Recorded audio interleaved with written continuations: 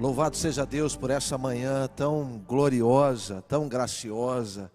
Eu queria, na verdade, antes de iniciar a minha palavra hoje aqui, parabenizar todos os papais pelo Dia dos Pais. Na verdade, o grande desafio que nós temos diário, de poder ser referência aos nossos filhos, de poder tratá-los com amor e com graça. Então eu tenho certeza que a mão do grande Pai, o Senhor da nossa vida, sempre está à disposição para nos ensinar, para nos guiar. Então você, papai, que Deus te abençoe, que o Senhor conceda graça sobre a sua vida, que o Senhor te faça viver níveis maiores na sua paternidade para a glória do Senhor. Hoje eu quero aproveitar esse tempo aqui para falar com você sobre as características de um pai acima da média. Algumas coisas que a palavra de Deus tem para nos ensinar, que tenho certeza vão causar um impacto, vão causar uma beleza, vão nos ajudar nesse processo e nesse desafio que não é fácil, o desafio de ser pai. Pois bem, eu quero que você abra a sua Bíblia comigo no Evangelho de Lucas, capítulo 15. Lucas, capítulo 15, a partir do verso de número 11. Lucas, capítulo 15, a partir do verso 11. Se você já encontrou aí, fique com a sua Bíblia perto de você, seu tablet, seu celular, eu não sei qual a ferramenta que você está usando, mas permaneça aberto aí, porque o Senhor com certeza vai falar conosco aí. Verso 11 diz assim: e ele disse: certo homem tinha 2 filhos, e o mais jovem deles disse ao seu pai: pai, dá-me a parte dos bens que tenho direito. E ele dividiu-lhes os seus haveres. E aos poucos dias depois, o filho mais jovem, ajuntando tudo, partiu para uma terra distante, e ali desperdiçou os seus bens com uma vida desordeira. Verso 14: e havendo ele gastado tudo, houve naquela terra uma grande fome, e ele começou a passar necessidades. E ele foi e juntou-se a um dos cidadãos daquela terra, e ele o enviou aos seus campos para alimentar os porcos. Os porcos comiam, e nenhum homem lhe dava nada. Verso 17: e ele, caindo em si, disse: quantos servidores de meu pai têm pão suficiente e de sobra, e eu aqui pereço de fome. Levantar-me-ei e irei para o meu pai, e lhe direi: pai, eu pequei contra os céus e perante ti, e não sou mais digno de ser chamado teu filho, faze-me como um dos teus servidores. E ele, levantando-se, foi para o seu pai, mas ele, estando ainda longe do caminho, seu pai o viu, e teve compaixão, e correndo, lançou-se-lhe ao pescoço e o beijou. E o filho lhe disse: pai, eu pequei contra os céus e a tua vista, e não sou mais digno de ser chamado teu filho. Mas o pai disse aos seus servos: trazei a melhor vestimenta, vestiu, ponde-lhe um anel em sua mão e calçados em seus pés, e trazei aqui um novilho cevado e matai-o, e comamos e alegremo-nos, porque este meu filho estava morto e vive novamente, tinha-lhe perdido e foi achado. E eles começaram a alegrar-se. Olha que coisa maravilhosa a palavra de Deus vai nos expressar nesse tempo em que Jesus está querendo ensinar sobre paternidade. Todo esse texto, escute isso aqui por favor, todo esse texto, na verdade não é a respeito do filho, é a respeito da paternidade. A paternidade é capaz de construir algo tão eficaz e benéfico mesmo no meio do caos. É claro que nós às vezes olhamos para esses subtítulos que estão na nossa Bíblia, e começamos a pensar sobre o filho pródigo, a narrativa do filho pródigo, e damos a ênfase à coisa errada. É por isso que há muitos jovens hoje dentro da nossa igreja, valorizando muito mais uma saída fora da igreja e um retorno, pensando assim: eu só vou ser valorizado se eu sair, experimentar todas as coisas da vida, e aí então voltar e ser aceito e recebido. O texto não é sobre isso. O texto é sobre paternidade. Deus, na verdade, amplifica as coisas que estão no caráter dele, e o que está no caráter de Deus é paternidade, direção, destino, amor, cuidado, visão ampla sobre a família. Esse pai, na verdade, passa agora o que cada um de nós como pais passamos, principalmente se você tem mais de um filho. Qual é a tônica? Nenhum filho é igual a outro filho. Nenhum filho é igual ao outro. Uma das grandes vantagens e uma das grandes necessidades que o pai tem que ter é aprender a lidar com as diversidades, aprender a lidar com aqueles que são diferentes. Nós podemos até dizer que nós criamos na maneira, no modelo, da mesma forma, mas a assimilação é diferente. E como é que nós trabalhamos com filhos diferentes? Imagine você chegar em algum momento na sua casa, na sua história, e de repente ouvir da boca de um dos seus filhos o seguinte: olha, me dá aquilo que eu tenho direito, porque eu não quero mais ficar debaixo deste lar, eu não quero mais estar nessa casa, eu não quero mais estar debaixo do seu governo e da sua autoridade. Imagine você, o que você faria como pai? Eu tenho certeza que alguns pais surtariam. Quem sabe você partiria para cima do seu filho, tomando satisfação dele. Quem sabe você pegaria no colarinho dele para dizer: escuta, eu investi tanto tempo em você, eu investi tantas coisas em você, e agora você me trai, você vira as costas. Como é que nós lidaríamos com situações assim? Olha que coisa extraordinária. Esse pai pega, escute, não a parte que cabia ao menino, mas ele divide dos seus bens. A Bíblia é muito clara em dizer isso.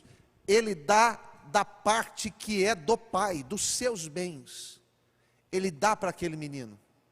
Aquele menino pega tudo, sai, sem eira nem beira, vai para um lugar distante. E a primeira coisa que eu quero dizer para você é isso mesmo, queridão. Quando a nossa paternidade é algo tão sólido, tão forte, tão poderoso, tão gracioso, os nossos filhos têm que procurar lugares distantes para fazerem coisas erradas, porque ali perto de nós existe uma influência da graça de Deus, e é isso que é interessante. Pois bem, esse pai então pega a parte que é dele, aquilo que lhe pertence, dá para este filho. E talvez você pense assim: pastor, que isso, que risco é este? Dar algo sabendo que o menino vai gastar mal, ele vai viver mal. Como é que pode um negócio desse? Que pai é esse? Que inconsequente é esse? Ele deveria não ter dado nada. Assim, aquele menino ficaria ali e não aprenderia uma lição. A primeira coisa que eu quero dizer para você que há numa qualidade de um pai acima da média, é saber que tudo aquilo que pertence a ele, tudo aquilo que pertence a ele, tem a mão de Deus, tem a influência de Deus, tem o toque de Deus, tem a graça de Deus. Escute aqui, queridão, você pode até ter dado uma parte dos seus bens para os seus filhos, e eles podem até ter gasto com coisas que não deveriam, mas sobre eles, por causa disso, e porque você, papai, tem uma aliança com Deus, vai vir um peso da graça de Deus sobre esse menino, e ele vai perceber que as coisas que estão nas suas mãos, são coisas que vieram do trono de Deus. Isso é uma qualidade. Você tem que confiar e saber que aquilo que está nas suas mãos é dádiva de Deus. Ei, estou aqui profetizando sobre você, meu filho. Até os seus bens, até as suas coisas proclamam a glória de Deus, o reino de Deus, o poder de Deus, a presença de Deus. Não importa na mão de quem esteja, importa é que quando estiver, vai vir um peso da presença de Deus. Nós precisamos crer nisso. Esse homem dá dos seus bens de uma forma muito tranquila e muito serena, porque ele sabia quem o havia dado. Meu filho, escute isso aqui, aquele pai sabia o que era paternidade. Ele também recebeu do Pai Celestial, como nós recebemos. Ele sabia que as coisas que vêm de Deus causam impactos profundos na nossa vida. Ele creu nisso e entendeu que também nos seus bens um impacto profundo iria ser causado na vida do seu filho. Aquele menino sai, o texto aqui é muito claro, deixa a sua Bíblia aberta comigo, por favor. O menino sai, gasta tudo que possui, esbanja, vive uma vida desregrada, uma vida que é o pesadelo de qualquer pai. Nenhum pai deseja que um filho viva uma vida desordenada, desorganizada, uma vida lastimável. Nenhum pai. Esse menino faz tudo aquilo que ele realmente não foi ensinado a fazer. Aquele menino faz tudo contrário às ordens e os ensinamentos do seu pai. Qual é o resultado disso? Você, filho que está me ouvindo aqui, qual é o resultado disso? Todas as vezes que nós vamos contra alguém que tem uma inspiração de Deus, uma dádiva de Deus, as coisas não podem dar certo na nossa vida. Escute isso aqui, filho, você que está me ouvindo, meu irmão, escute aqui, preste atenção, não vá contra princípios de Deus, ensinados pelo seu pai, porque o final dessas coisas não será bom, não vai ser bom. Pois bem, esse menino gasta tudo, esse menino agora vai tratar porcos, esse menino agora está sem comer, esse menino agora vê nos porcos uma oportunidade. Escute aqui, quero dizer mais uma vez para os filhos, quais são as oportunidades que você hoje está comendo delas. Você já esteve sentado à mesa do seu pai, você sabe que na casa do seu pai há fartura, na casa do seu pai, mesmo que não seja uma abundância como nos castelos, você não passa fome. Na casa do pai sempre tem um prato de comida, sempre tem uma roupa limpa. O que você está fazendo? Das mãos de quem você está comendo? Aquele menino troca o banquete do pai, um banquete que sempre está à mesa, para agora olhar porcos comerem. O texto diz que ele, passando fome, faz o quê? Divide a comida com os porcos. Esse não é o sonho do pai. Se aquele moço agora pudesse revisitar, quem sabe, com um drone a casa do pai, pairando sobre a casa do pai, na hora do almoço, ele viria todo mundo assentado, até os servos, assentados ao redor da mesa, comendo uma boa comida, quem sabe falando das bênçãos, das conquistas. Quem sabe se aquele moço pudesse revisitar de novo a casa do pai, ele viria, o lugar limpo, não porcos assentados, mas gente assentada. O que você está fazendo da sua vida, menino? O que você está fazendo da sua vida, menino? O que você está fazendo, menina? Por que você saiu da casa do pai? Na casa do pai tem comida em fartura, na casa do pai tem alimento, na casa do pai tem restauração, na casa do pai tem dignidade. Esta é a beleza. Aquele moço agora vai para esse momento, começa a comer a lavagem dos porcos, e diz o texto que ele cai em si. Eu quero profetizar agora aqui, que o Espírito de Deus está colocando sobre o coração de muitos filhos essa constatação: melhor é estar na casa do meu pai do que comer lavagem de porco. Ei, eu quero dar essa palavra de ordem a você que está afastado do caminho do Senhor, que está longe do relacionamento dos seus pais. O Espírito de Deus hoje é capaz de trazer você de volta, para te dar a consciência de que melhor é estar na casa do pai. Na casa do pai tem fartura. Esse menino agora toma consciência, esse menino cai em si, ele se levanta e ele se lembra de uma segunda característica desse pai acima da média. Ele diz assim: quantos trabalhadores na casa do meu pai têm o que comer? Quantos trabalhadores na casa do meu pai têm o que comer? Segunda coisa, que é uma qualidade de um pai acima da média, ele é generoso, ele expande generosidade, ele vive generosidade, ele transpira generosidade, não só na sua casa, mas principalmente para os seus, sejam eles servos ou não.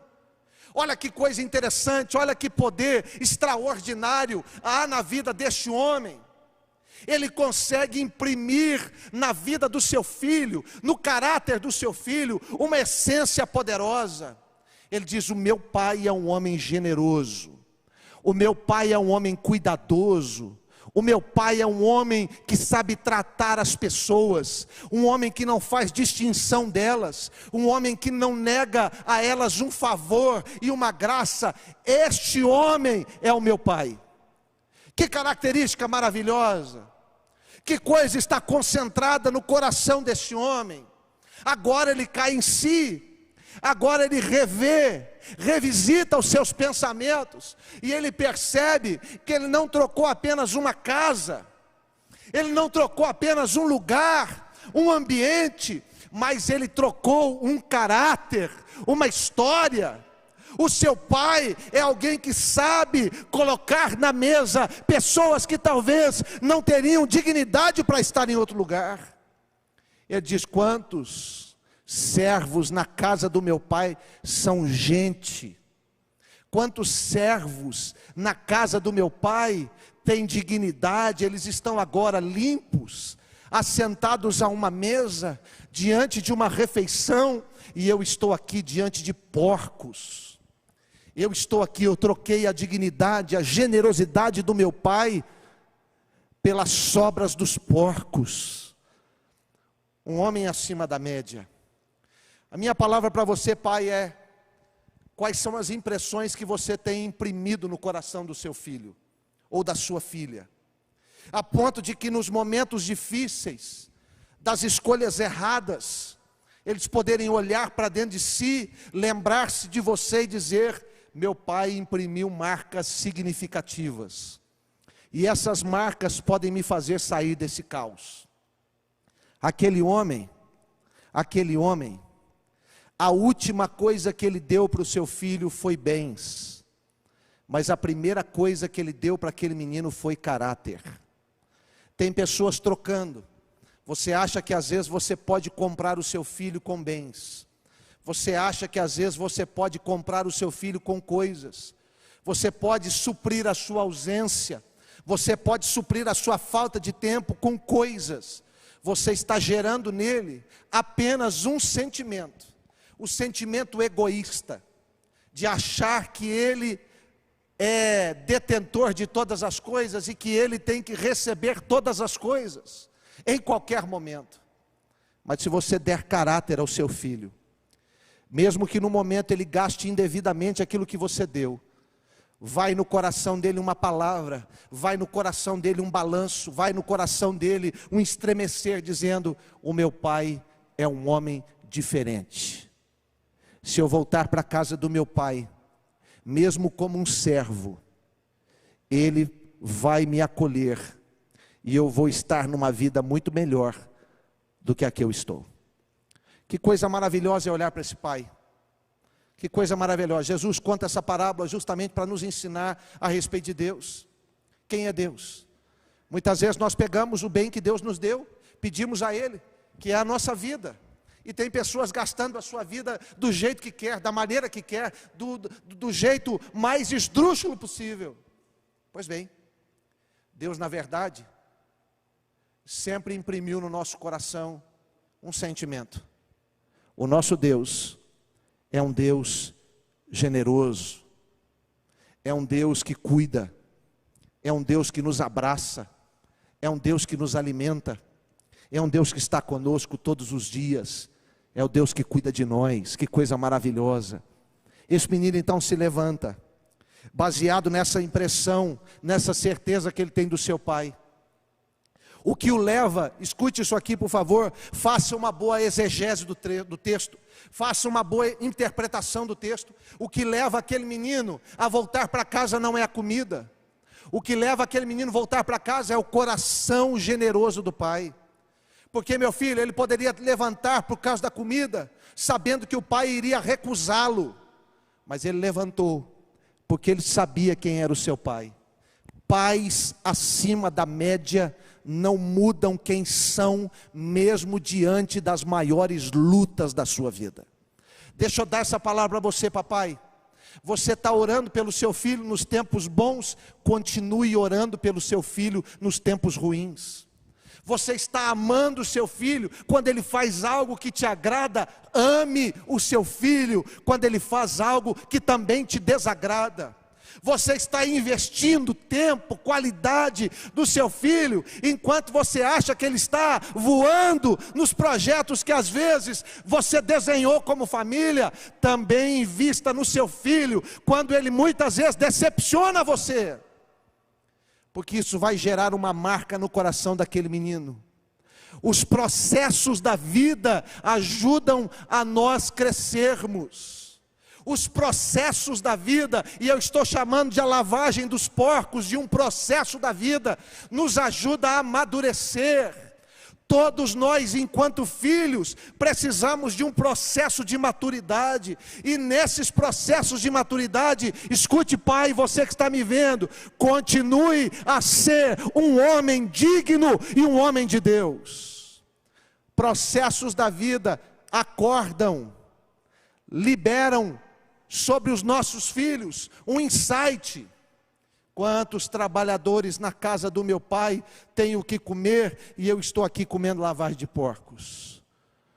Um homem, um pai acima da média. Aquele menino sobe, como muitos de nós, discurso pronto, retórica pronta, quem sabe fisionomia destruída. Ele sobe. Eu fico imaginando, e como a questão aqui é da mente humana, nós podemos conjecturar. Eu fico imaginando, porque a mente humana é algo que traz sobre nós sentidos, sentimentos, ideias e pensamentos. E todos nós passamos e estamos à mercê disso.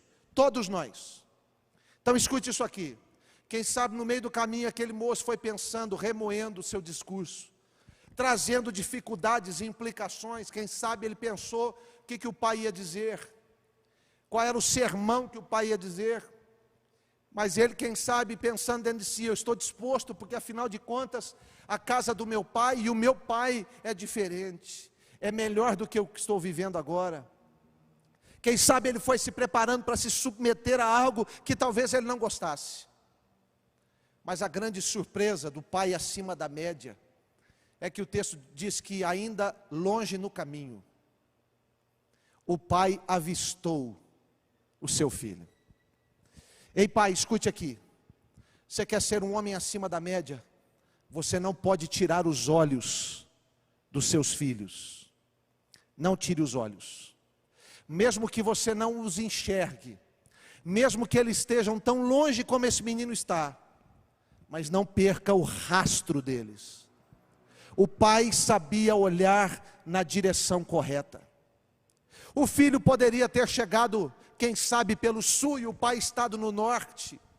Quem sabe no norte o pai olhando para o sul, mas o pai estava olhando na direção correta. Sabe por quê? Porque pais acima da média, que não tiram os olhos dos filhos, sabem que só tem um caminho de volta.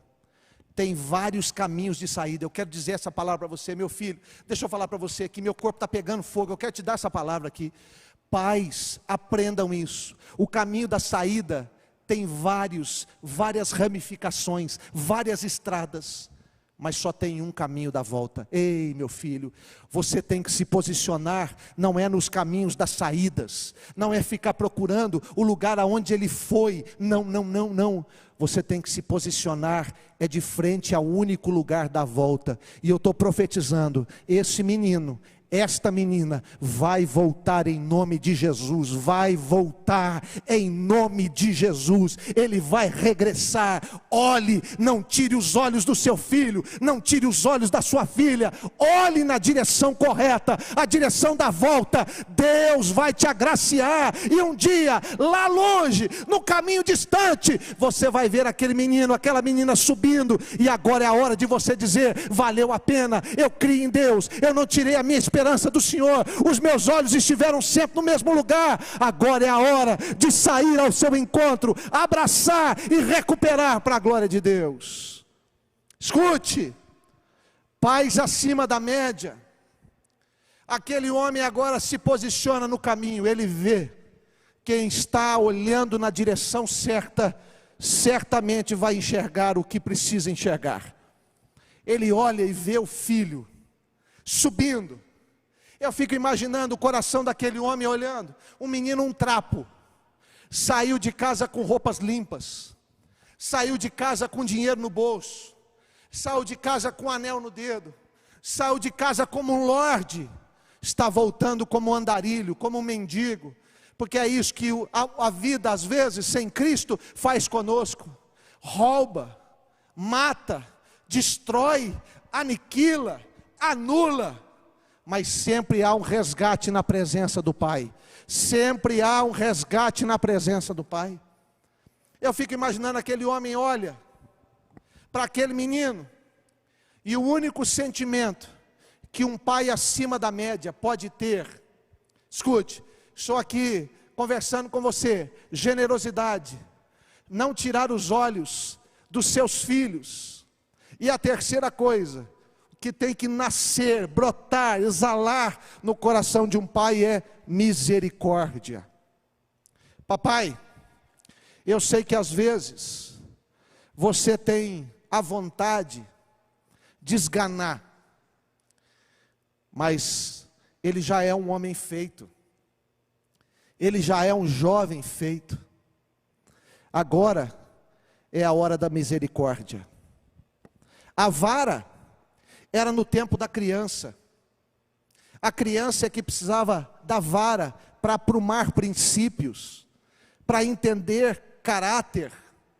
Agora não é mais a vara, agora é o peso da misericórdia. Pastor, mas qual é o efeito da misericórdia? Maior do que você imagina. A misericórdia é inclusiva. A misericórdia quebra as barreiras. A misericórdia despedaça as cadeias. Aquele menino precisava de misericórdia, sabe por quê? Porque ninguém recomeça a sua vida, ninguém recomeça a sua história sem misericórdia. Nós queremos que os nossos filhos recomecem, mas não damos a ele misericórdia, não damos a ela misericórdia. A misericórdia é a chave para um novo começo, a misericórdia é a chave para uma retomada. A misericórdia vai tirar o seu filho da beira do caminho e devolvê-lo para dentro da sua casa novamente, meu filho. Este homem agora encheu seu coração de misericórdia. O texto diz isso: olhando, tendo misericórdia, correu ao seu encontro. Quarta coisa que eu quero dizer sobre um pai acima da média, eu espero que você esteja aqui comigo, e eu espero que você aí no chat do YouTube também esteja se manifestando, dando glória a Deus, crendo, recebendo as palavras proféticas. Eu vim aqui hoje, querido, para que esse dia dos pais, esse dia de 2020, seja marcado como um dia de glória para a sua família, para a sua casa. Então se manifeste aí, dê um glória a Deus, um aleluia, participe conosco aí. Quarta coisa, o pai sai correndo ao encontro daquele filho. Diz o texto que a primeira coisa que ele faz, quando ele tem compaixão, ele se lança ao pescoço daquele menino e dá um beijo. Uau! No mundo de distanciamentos como nós estamos vivendo hoje, que cena maravilhosa. Há tantas pessoas que estão com saudade de abraçar pessoas das mais distintas, mas não tecer um abraço no seu filho ou na sua filha. Tem gente que está doido para abrir a igreja, para sair beijando todo mundo, mas infelizmente não beijou o seu filho, não beijou a sua filha. aquele pai faz aquilo que está dentro do coração dele, e aquilo que é praxe da sua vida. Aquele pai lança-se ao pescoço daquele moço, dá um beijo nele. Quarta coisa, esteja aberto para amar. Esteja aberto para amar. Por que eu estou dizendo isso? Escute-me aqui, por favor. Porque a palavra de Deus diz que o amor cobre multidão de pecados. O maior remédio é o amor. O maior remédio é o amor. Há tantos pais que conquistaram tantas coisas. Quem sabe você, pai que está me vendo, você tem uma gorda conta bancária. Quem sabe você ande num carro extraordinário. More numa casa, num condomínio, num prédio, num lugar esplêndido. E você se gaba disso, dizendo: olha, eu conquistei, Deus me abençoou e eu conquistei. Que bom, parabéns para você. Mas às vezes, o seu filho, junto com você, sua filha, junto com você, não mora no palácio que você construiu, mas mora numa favela emocional, porque dentro da sua casa tem tudo, menos o amor, que cobre multidão de pecados. Os pais não são intitulados pais por aquilo que dão, mas sim por aquilo que são. Aquele menino tinha consciência de que o pai era um homem diferente, um homem amoroso, um homem inclusivo, um homem restaurador. Qual é a visão que o seu filho tem de você? Qual é a visão que a sua filha tem de você? Pois bem, ele lança-se ao pescoço daquele moço, dá um beijo nele. Quem sabe você, papai, está perto do seu filho, da sua filha, aproveita agora, dá um beijo nele aí. Dá um beijo nele, pode dar um beijo nele. Ele é seu filho, dá um beijo nele.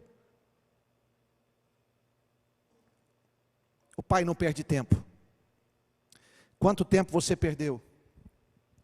A ausência e a distância vão apontando em nós, de uma forma muito dura, quanto tempo nós perdemos.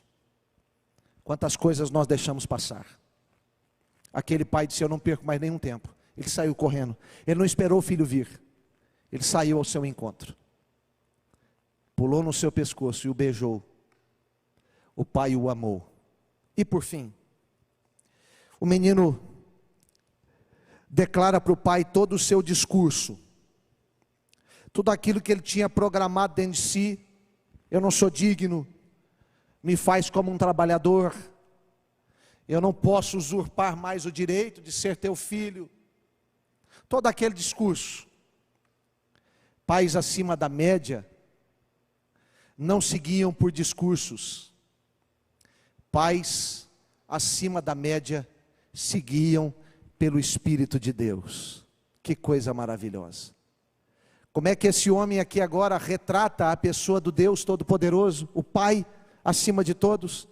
O texto diz que naquela mesma hora o pai disse aos servos: trazei a melhor veste, vestiu, pondo-lhe um anel em sua mão, calçados em seus pés, e trazei aqui um novilho cevado, e matai-o, e comamos e alegremo-nos.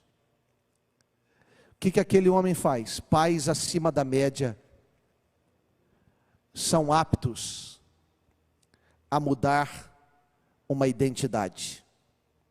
Por quê? Escute, aquele moço saiu de casa com uma roupa. Aquela roupa representava a sua decisão. Quando ele pede para os seus pais, ou para o pai, os bens, eu tenho certeza que ele se prepara, põe a roupa que ele acha adequada para fazer aquilo que ele vai fazer, sai de casa. Mas a roupa que nós vestimos muitas vezes para nos afastar da presença de Deus, se torna, por causa da vida, farrapos. Farrapos. Aquela roupa podia ser boa, da porta para dentro, mas da porta para fora se tornou farrapo, imundo, cheirando a porcos, cheirando a lavagem. O pai disse assim: não. O ato inclusivo de Deus não nos põe no seu reino ou na sua casa cheirando a porcos. Antes de pisarmos no reino, antes de entrarmos na casa, Deus muda as nossas roupas. Esta é a ação inclusiva de Deus. Meu irmão, às vezes as pessoas têm uma confusão. Deus não inclui no reino para depois salvar. Não, Deus salva e a partir daí inclui no reino. Por quê? Porque o processo de salvação é muito mais do que uma confissão sua, ou apenas uma aceitação de Deus. Implica em transformação, implica em mudanças, implica em roupas novas. O pai chama os seus servos e diz: traz uma roupa que seja condizente, porque agora ele não está mais, ou não vai ficar mais do lado de fora, ele agora vai entrar para o lado de dentro da casa. O lado de dentro da casa não é lugar de roupas sujas, esfarrapadas, é lugar de roupas dignas. Este pai era um pai acima da média. O que mais que ele faz? Ele diz assim: traz um anel. Eu vou botar no dedo desse menino uma identificação. O anel naquele tempo trazia a linhagem, a descendência, a família, a quem se pertencia, de quem se tinha nascido, que família era sua. Aquele homem diz assim: ninguém entra para dentro de casa sem saber quem é.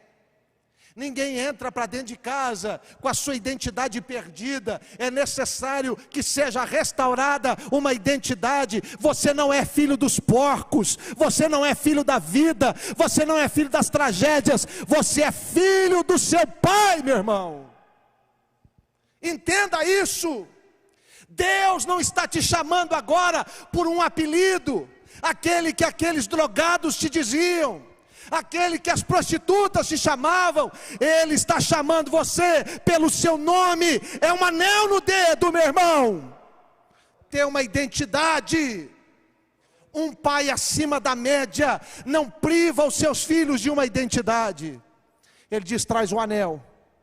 Esse menino aqui agora, ele pode ter se perdido lá fora, mas ele foi encontrado. E o maior exemplo do seu encontro é que agora ele sabe quem ele é. Ele é filho do seu pai amado. Pai, aonde está o anel do seu filho? Ei, escute. Aonde está o anel do seu filho? Em que gaveta você colocou? Em que lugar você escondeu? Aonde está o anel do seu filho? Há pais que não sabem mais, jogaram no lixo, esqueceram, perderam. Pois eu quero te dar um conselho: revisite todos os dias a gaveta em que você pôs esse anel. Quando aquele menino saiu de casa, ele entregou para você dizendo: eu não preciso mais da sua identidade, eu vou viver a minha vida do jeito que eu quiser. Você pôs numa gaveta.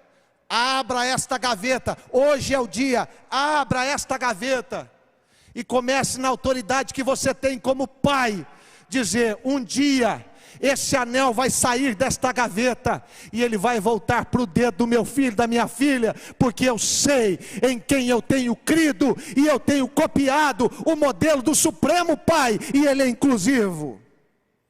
Visite as gavetas, saiba onde está o anel. Imediatamente. Olha que coisa maravilhosa.